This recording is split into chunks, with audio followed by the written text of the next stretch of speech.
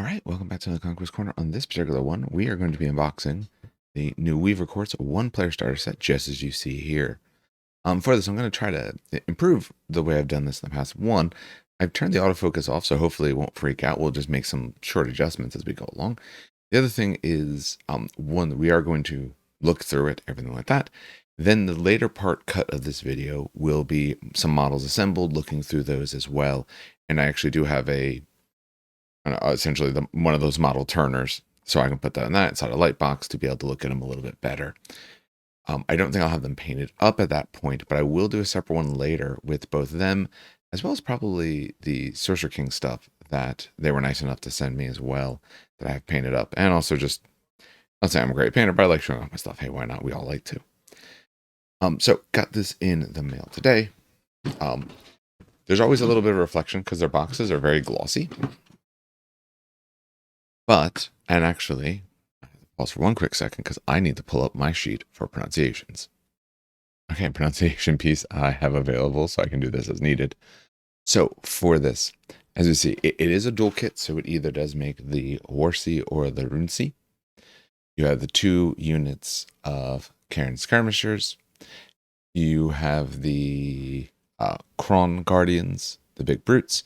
And then this is apparently supposed to be a dual kit as well in the box that said the Shakan riders or the Kianir riders.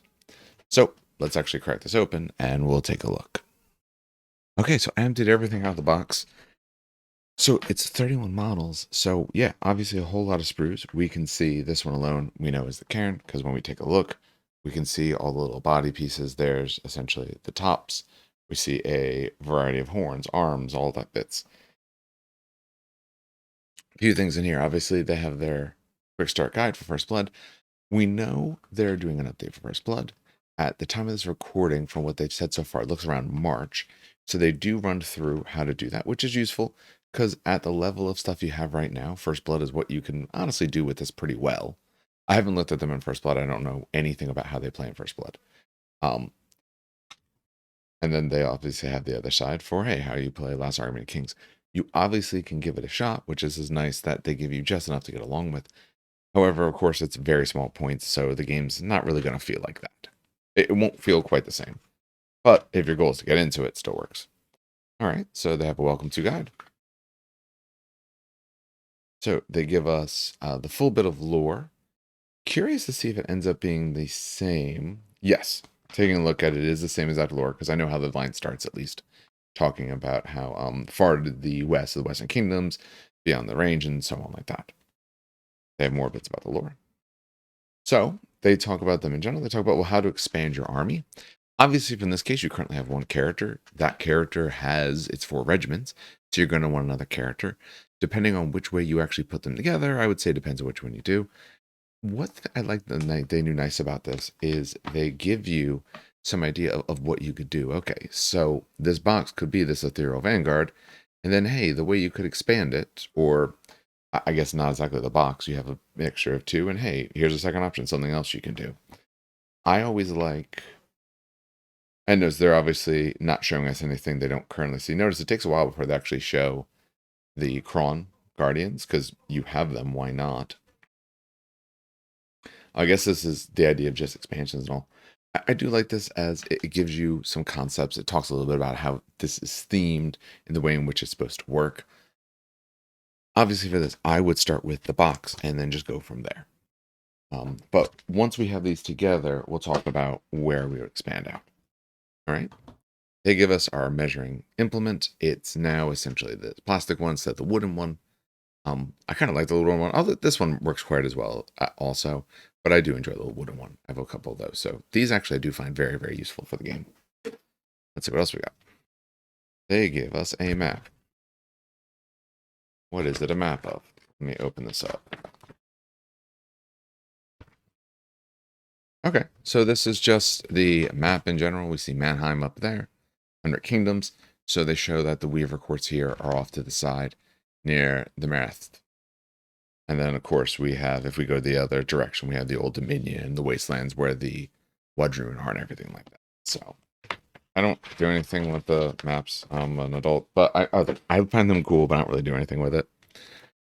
let us take a look at the cards. They actually do give you some dice now. Perfectly fine. Very, very basic dice.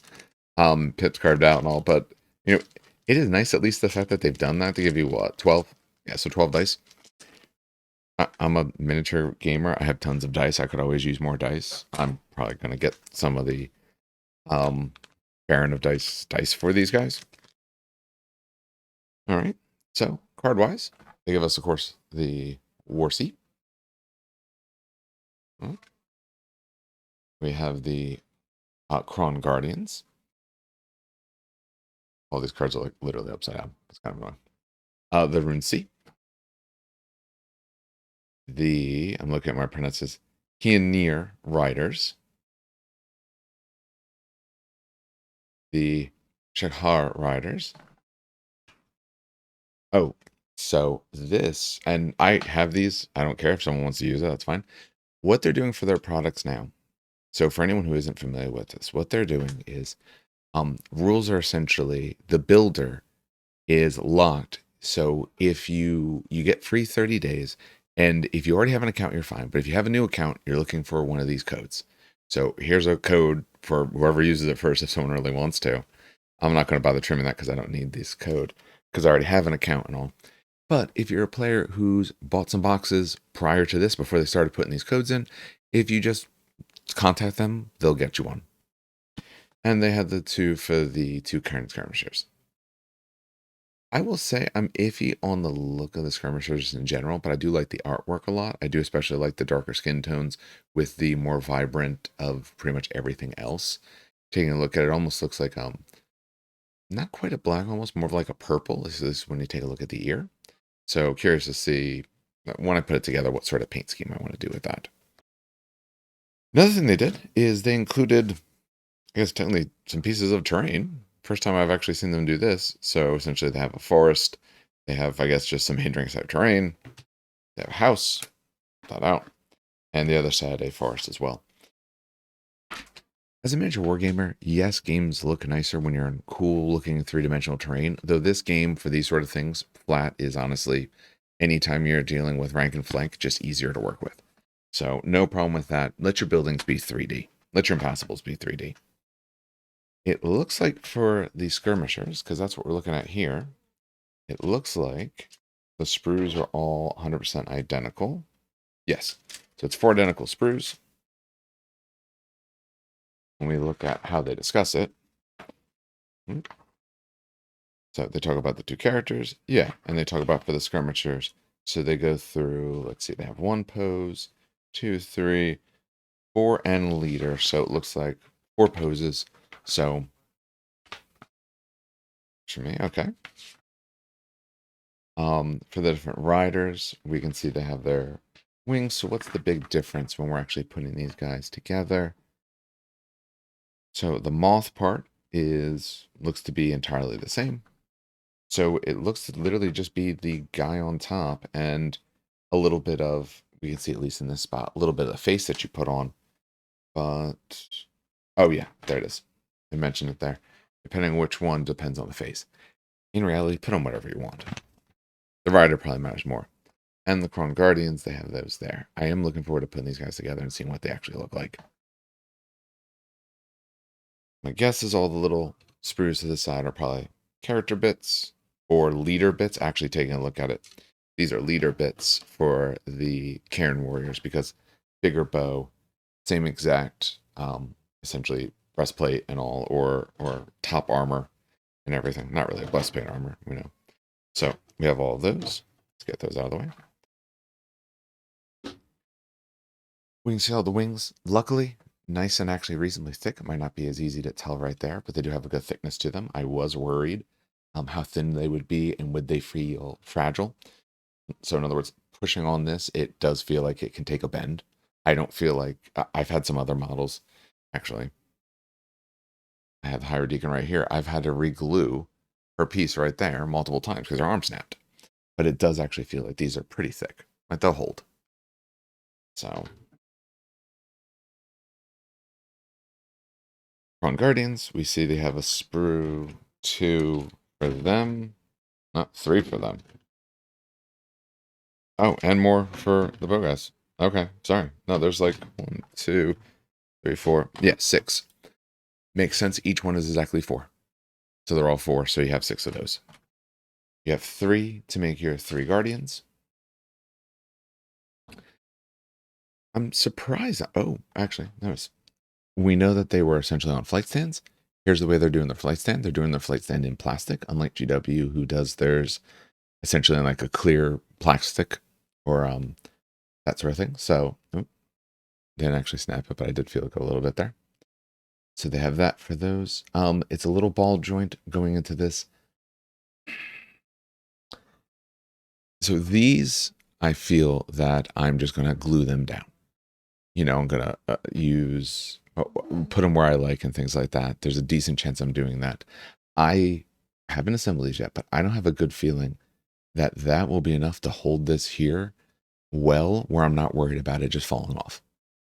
So I'm going to mess around with it. What I think actually might be easier for my purpose with the way this is maybe even, no, actually that wouldn't really work well. I don't know. I'm going to mess with it and see. Once I assemble it, I will take a look at that and let people know the thoughts on those. We have our character bits. Okay, so here is actually at least the 1 character bit. It might actually hold up to be the 2. I think all of 2 or 5. Yeah, actually this must be both characters here, just on this bit. The only way that actually makes any sense. So, all right, so that is a spruce. There's a lot of things into this box, as we can see. They definitely give you plenty to start with. I said you got a little bit of terrain. You can put on a small board. You can learn a little bit of the game. It's not gonna. It will probably work better for First Blood than full Argument of Kings or Last Argument of Kings, but at least it lets you try it out. So what's going to happen now is through the magic of editing, when we come back, we are going to look at models assembled and see what we think of them once we actually put them together. All right, well, it's been a few days actually, quite a bit happened in between, but now I actually have some assembled models. I don't have all the Cairn Warriors done, just because it takes a long time to do. Actually, there's a 40K tournament today, and I wasn't playing in it because I don't really play 40K currently. They're sitting there hanging out, doing that. So, start with character, obviously. I said I put my character together as the, was it Runesi? Because I think right now, since you have the Cairn Warriors, you know, you essentially have or skirmishers, you have a unit for it to go into. So put it there. Went together pretty good, although there is actually on the back, it might be hard to see, but there is a spot to put a quiver. I didn't bother doing it. I think it just makes the bottom look too busy for me personally. I kind of like it without it. Plus, for the leaf or clothing, whatever you want to call it, I kind of like the idea of having more of that showing rather than some actually fairly large piece. Let me see if I can find it. Here it is. I mean, comparatively, it is actually fairly large compared to the model itself. So it actually will take up, oh, sorry. It actually will take up quite a bit if you actually put it on the back. So I decided not to do that. But overall, model went together pretty well. One thing is strange. I don't remember this happening before with other things. The starter box only gives for, say, like the Kron. I was trying to remember how to pronounce it. I don't have the thing open right now. Essentially for the big boys, which you're going to see in a moment. Just taking a look at the view of them as well. But for those, I don't remember in the past that they didn't give the instructions for everything in the box. They essentially said, hey, here's instruction on one of them. Or here's the idea. Oh, you want to see some more? Hey, here's the QR code. You can scan it, go into the app. Problem is that's not updated right now. So I can't actually scan it and go into the app and take a look at any of it. So for them, just kind of, most of it makes sense when you try to put these guys together.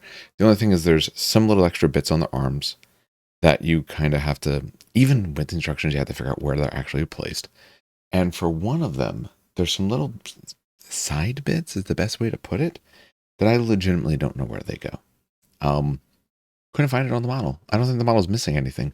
So at some point when they update it and the full instructions are out, I will look to see where is this thing and what do they do with it then. But taking a look at these guys, they were both, one, a lot of fun to put together. Like I said, you got to see the nice 360 that he did as well. But so when I talk about things, yes. So like this bit right there in his arm is a separate piece to attach. So you just have to find spots for that. The tougher ones are the ones where it is something essentially wrapping around, like here. So this piece that wraps around him, you have to actually see there actually is a little divot on both sides for it to connect to. But I just didn't necessarily see that at first. It's a little bit not always easy to see when it's uncolored plastic. One thing I also learned when you're doing these, same sort of thing with bone golems, you put them together with them near each other. There is exactly, for the set I have, one way that they rank together. They don't rank together in any other way. Especially one of the biggest culprits is this one, is just how off his arms are. His arms are very, very far away. Whereas opposed, when you look at one of the other ones here, with this one, his arms are actually nice and close. They're very tightly packed. Essentially, yes, he does go out, but he takes a while to get there. So I don't remember exactly which orientation it is, but I did figure out there's exactly one orientation I have, all three of them in a row, where they do fit. So just make sure when you're building these, since these guys overhang by a lot, be very careful with that. Once you put, say the first one together, whichever one you're thinking for the middle or something like that, it's actually the one with the arms in tight is the one I have in the middle. A little bit easier to move around, but plan as you do that. It's very important to do that. And then, for the moths. So, you'll see some of the video I recorded for them. They were, at first, I found it a bit of a challenge to put together just because I just wasn't understanding the instructions. There's little bits in there that I guess for some reason I wasn't seeing the way that it was supposed to lay. So I was trying to put it at weird angles and all. And then I thought, okay, it goes like this. Now they went together a lot easier. The wings are fit it exact one particular way. You can't get them wrong. Just do be careful with some of them. With the one with the wings down that you're seeing, you have to put the back wings on first. For the other one, you could put them on second. Doesn't matter. Like on this one, I said the one with the wings down. The lower wing is inside the smaller wing back. So, and there's no way once this is down for you to really put that in there. So you do actually have to care about the order. Also, I don't know if it was me or the instructions, but the legs were a little bit tricky. I probably just put them in the wrong order originally. But essentially, when it has double pieces coming off the back, that's when it's the further back legs. But they do essentially go in one particular direction. The tricky part was the handles, actually. Because the big thing with that, you'll notice I have some blue tack on this. This one, I guess it's not as bad, because the guy on top wouldn't really be a problem. However, the other one, it was definitely going to be an issue. There he is. Sorry. He's blue tacked down as well. My problem is once he's down, I'm not really going to be able to paint the wings the way that I want, like airbrushing or anything like that. He's going to be partially blocking it. It's going to kind of be a hassle. So I didn't want to put him in. However, I want his hands to line up. So essentially I blue tacked him down, then put his hand down. And then I tried to attach this bar to effectively where I think it goes. I had to look at multiple pictures. Unfortunately, instructions for that were of no help, but I was able to figure it out. So this way, his hand will, when he's on it, line up pretty good. Maybe not perfect, but good enough, really. So for that, if you want to put them on, that's absolutely fine. But for me, since I want to be able to do a little bit of the painting separate, just use the tiniest bit of blue tack, as you can see here. That'll hold them down enough to position the bars, and then you're good to go. Third one actually isn't together yet. That's why I only see 2 out of 3, because I'm still working on that. And orders, a lot of pieces, surprising number of pieces. You have legs, front lower armor, back lower armor, 2 parts for the chest. The actually cover or armor is 2 separate bits as well. And then the 2 twigs on the back, and so on, 2 arms, and also it's a surprising number of pieces for something like this. I guess a lot of the kits do it, but it still was quite a bit. I'm doing the batches of all the same type. Their heads are interchangeable, so I'm just swapping out their heads. You could obviously probably swap out their arms as well. When it comes to a unit like this, I don't usually worry about as much. The main reason being patch painting. I have 6 guys that look similar to this. Their heads are a little different, but almost the rest of them is the same, which means when I'm painting, I know exactly where the things are. I get very used to it. I can assembly line it very quickly. where even some of the, I find for at least me, even those small alterations, just slow the process down because I'm looking for one thing in a little different spot or anything like that. So, but you can interchange them. And also, I mean, it's the rank and file guys. I'm not as worried about making sure they look different and cool and all because you're looking at four of them on a base from a little bit of a distance. As long as they have a decent paint job on them, they'll be fine. I will say overall, so far been very enjoyable to put together. I said, I put together my moths as the shooting ones. Again, I kind of thought that worked well. So I have the cron for pushing forward. Everything else is wanting to shoot. They're wanting to jump over and dive around. At some point, I'm going to get another squad and build them as the other type as well. I'm sorry, I just don't have the names in front of me, and I know I will utterly mispronounce them. But I think it's a good fundamental start to a list. I think especially because putting range seeds on or just getting some bits of range damage down, I think is going to be important for this army, especially because you have one of the warlords or one of the characters has abilities that work off of this unit and, related to some of their warlord abilities and things like that. So, so before that, oh, and yeah, actually, I did say that the other one I built is range, so it gives me something to go with for now. My hope is this week to test them out on Friday. I'm going to take this proxy bunch of stuff. I'm going to be printing off with my FDM printer some different little tokens to be able to mark seasons and all of that and seeds and stuff like that. You can use anything for seed markers, but I do want to mark what season it is or what the effect is. So I do want something to denote all of those things. I think there's going to be a good amount of token management for this army, unlike pretty much every other army. No one else really has that. Little bit with Sorcerer Kings, but even then, not too much. This is going to have, I think, a good bit more. But that is it for this. That is taking a look at all these models. Again, I do want to thank Parabellum Games for sending it to me and giving me even more things to put on my painting table. And then once they do this, then I always do end up picking up a bunch more stuff myself to build up with. But my hope is this week to finish a lot of the painting I have left, or most of the painting I have left on my Ironi, get some priming on these, and I'm probably going to spoil myself and actually paint these guys first, because I think these guys will take contrast very well. I'm actually probably thinking of doing a darker wood. Biggest thing actually I'm having issues right now is figuring out my basing scheme. For my Ironi, I do a forest scheme. We cleaned for a party, so usually I have some of the basing materials right near me, but I don't right now. But I do like a forest scheme. Well, that works well for one of the seasons, not necessarily the others. So I'm debating, do I want them to be uniform? For the units that are fixed to a season, does it make more sense for their basing to fit that season? Because if I do something like, a green forest or a darker green forest like I have, and I don't mind doing two different armies in similar basing schemes. All right, they would all be uniform, but doesn't necessarily work well for ones that are supposed to be like winter or, summer or fall. Like the color's a little bit off. But if I try to color code them a little bit more, that causes some other issues.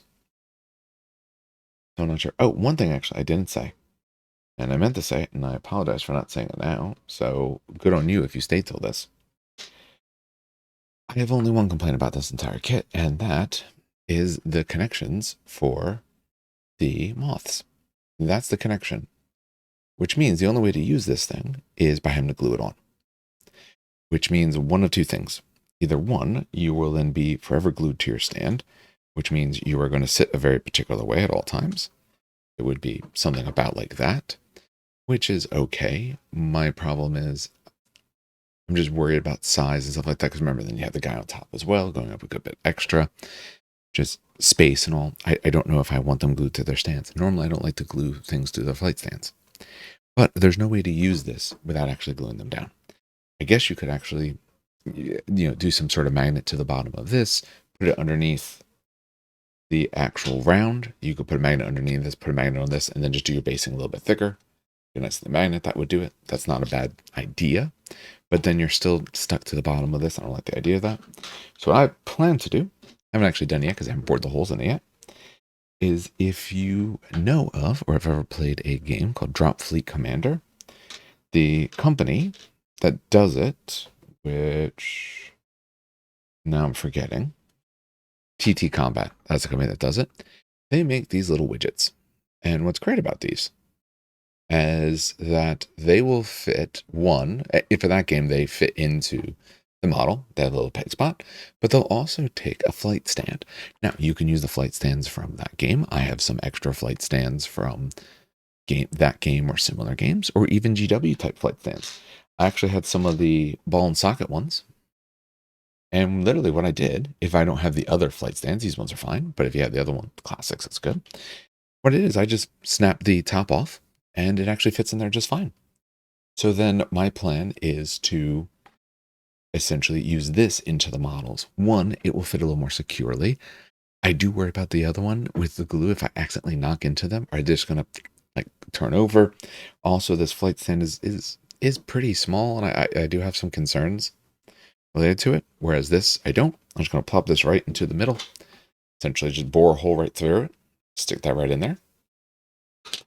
And then to the bottom of these boys, I'm just going to take you can take a hand drill or Dremel. I have a Dremel. And literally Dremel right in. Only have to do a little bit. It'll stick right there. It's nice and clear. So that way also that, I just like the look of it a little bit more, but that's actually what I'm going to do for these. So I have a pack of these. If you know someone who uses it, go for it. You can buy literally just these things. Good for this, but also if you play any GW games, these are great to actually put in the bottom of models for GW. That's a lot of what a lot of us here do, because it's a more secure fastening and you can take it off easily. So I'm thinking that's what I'm going to do. It's probably not truly necessary, but with the amount that I move my models around and all, I want something that will feel more secure and something that I can take off and be happy with. Because that means I can store some of their bases and have them kind of off to the side in these models here. So that's my current thought. That is the one thing I will say. I do think for future things that they're going to do flight stands, I think they need to do maybe a little bit more of a reimagining of how they want to do that. Something that will feel a little more secure, that you don't necessarily have to feel that you must glue in for sure. All right, well, that'll do it for us with this one. Keep in mind, like I said, if you want to pick up this or anything else for Conquest, we do have that discount code. So at least save you 10% like that. I'm going to be working on them this week. And then we'll be seeing hopefully a battle report with testing them out early next week. And a couple other videos that I have in mind as well. It was just a busy week because we had a Halloween party, which means I spent most of the week getting things ready for that. Might be hard to tell, but behind this, much cleaner than it was before. All right, well, have everyone at the show then. Have some good hobbying. It's a great game.